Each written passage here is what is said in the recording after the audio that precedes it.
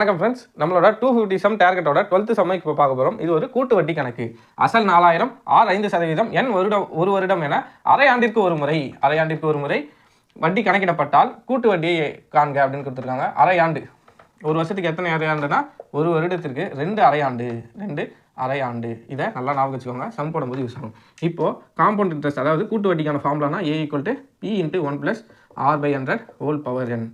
பியோட வேல்யூ அப்படியே சப்ஸ்டிட் பண்ணுங்கள், 4000. 1 + ஆரோட வேல்யூ என்னன்னா 5%. அப்போ 5/100.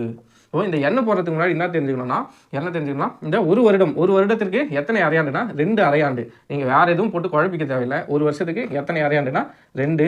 இங்கே கீழே 2ஆல் பெருக்கணும். இந்த 100 2ஆல் பெருக்குனா என்ன வரும்னா 200 ஆகிடும். நம்ம ஸ்ட்ரெயிட்டாக 200 போட்டுக்கலாம்.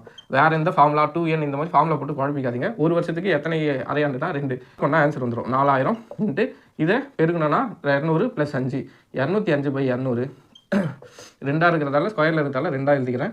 இப்போ இதை அடிக்க வேண்டியது தான் ஸ்ட்ரெயிட்டாக. 2 0க்கு 2 0 கேன்சல், இன்னொரு 0க்கு இன்னொரு 0 கேன்சல். 2 2 2 2 2 4. இந்த 2 இதால் அடிச்சுன்னா 20 அடிச்சுன்னா 10 2 20. இது 5வது வாய்ப்பாடில் ஆச்சுன்னா 2 5 10 41 5 205. இப்போது மிச்சம் இருக்குது இந்த 205 41 இந்த 2. இப்போ 205யும் 41யும் பெருக்கி 2ஆல் டிவைட் பண்ணணும், அவ்வளோதான். இப்போ இதை பெருக்கணும்னா 5 0 2 20 8.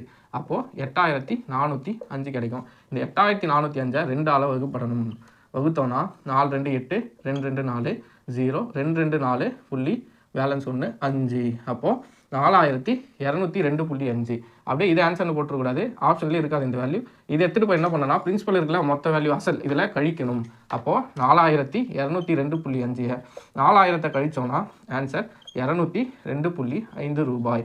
அப்போது கூட்டு வட்டியை எவ்வளோ வாங்கியிருக்காங்கன்னா ரூபாய் 202.5. ஆப்ஷன் ஏ இதுதான் சரியான விடை.